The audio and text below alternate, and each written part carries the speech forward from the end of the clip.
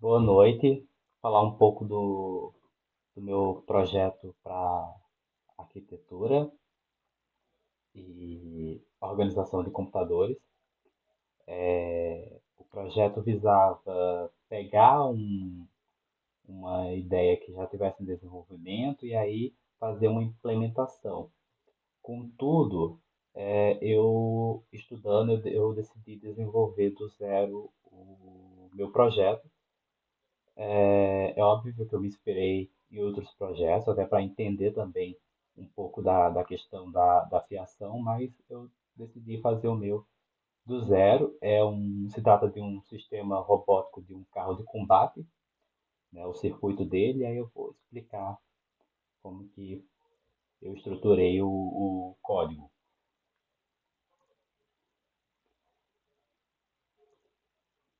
Bem, aqui eu comecei definindo, né, as variáveis que eu iria usar ao longo do código. Então, eu separei os inteiros, o float, e também separei as categorias, né? Por exemplo, aqui estão as variáveis dos botões, onde eu faço a atribuição da pinagem dos botões. E aqui estão as variáveis onde eu faço a atribuição das pinagens que vão aqui na entrada da minha placa H, da minha placa H. Aqui é do ping, é do meu sensor ultrassônico que eu uso. Também aqui é da placa H, da alimentação, né, da potência da placa H. E aqui é uma variável que eu vou utilizar ela para fazer o cálculo, a conversão do que é capturado ali pelo sensor ultrassônico em uma distância em centímetro. Então, eu inicio definindo o meu setup. No meu setup, eu coloco todos os botões como input, porque eu vou fazer eu não quero que ele faça uma ação em nenhum atuador. Eu quero manipular ele internamente. Defino também já de prontidão um input como a out, output, porque ele vai dar uma saída que vai fazer com que os motores funcionem, né? Na verdade, vai haver uma saída de carga para a placa H e aqui na saída relacionada a cada input vai fazer aí o motor, os motores funcionarem. Uh, Também faço a definição do ping como output. Aqui também já defino o nível em que se encontra também o enable up e o enable down, que é como eu chamo aqui as potências um e 2 da placa H. Eu já deixo alto porque ele que vai fazer o controle de direção e de potência ali do motor. Aí que a gente entra nas condições, né, para fazer o funcionamento do motor. A priori, até aqui, a gente tem as condições para o funcionamento do botão, onde eu defino as condições para, caso eu aperte o botão um, ele rodar para a direita, os dois rodarem para uma única direção, o 2 rodarem para a direção anti-horário, o 3 para somente o de baixo rodar, para fazer um movimento como se estivesse simulando o robô indo virando para a direita, e o botão 4 para simular, para girar no anti-horário, para fazer como se o robô estivesse indo para a esquerda, né? O motor girando no sentido horário para simular como se o robô estivesse indo para a esquerda, e caso nenhum eu não aperte, não pressione nenhum,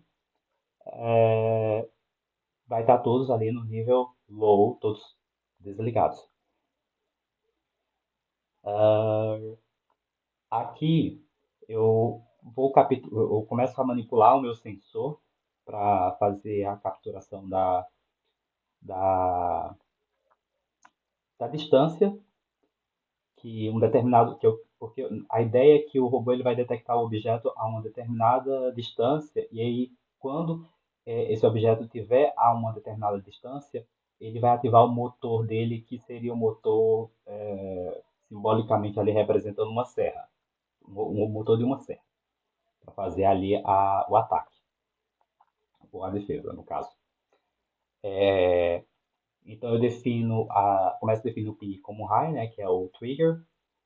Nesse caso, eu uso um ultrassônico, que é o da Parallax, que só tem, ao invés de ter uma entrada para trigger e echo, eu só tenho uma só que eu posso colocar, definir como trigger e como echo. E aí eu faço isso, eu defino como high, dou um intervalo ali de 10 milésimos de segundos. Depois desligo.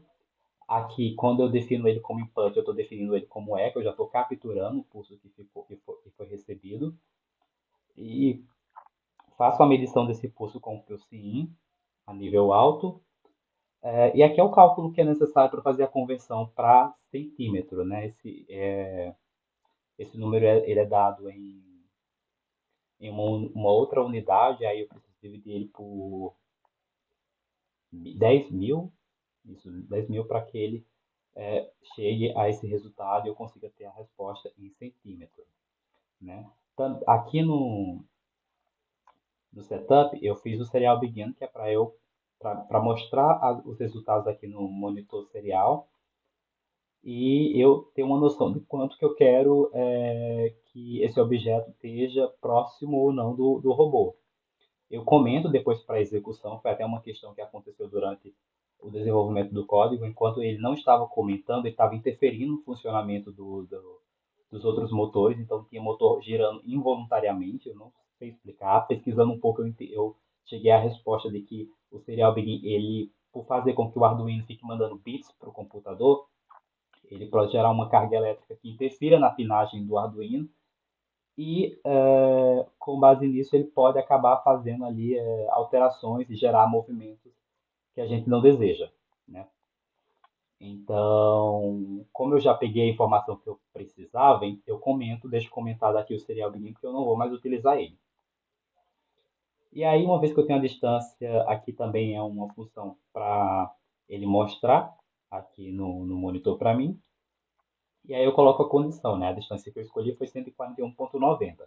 Menor ou igual a isso, ele vai ligar o motor de ataque. O motor de ataque não está ligado à placa H. Ele está ligado a um transistor que eu coloquei aqui.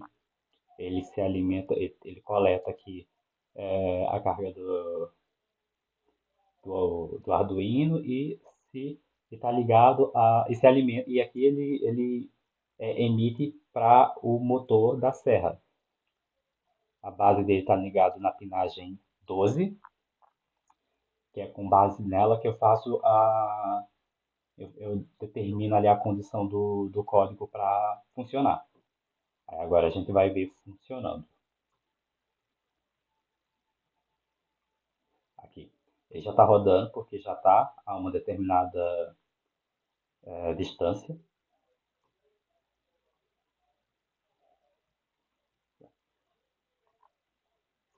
Se eu colocar um pouquinho mais longe, ele para. E conforme eu for aproximando, ele volta a funcionar. Agora vamos testar os botões para avançar. O botão para avançar.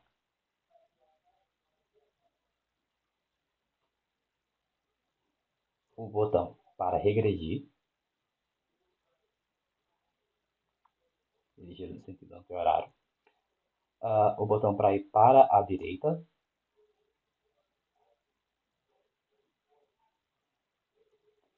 E o botão para ir para a esquerda.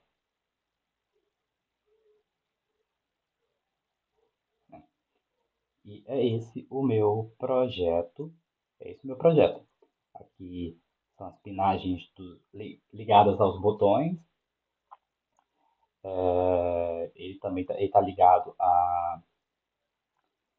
aos 5 volts do próprio Arduino, né? Na verdade, eu só uso a bateria aqui mesmo para alimentar aqui para passar ela aqui na placa H para alimentar os motores, porque não ficaria muito pesado. Na verdade, eu poderia até usar também para alimentar esse motor aqui, mas no caso eu acabei deixando, como só é um motor mesmo, eu acabei deixando ligado aos 5 volts do Arduino. E é esse o meu projeto.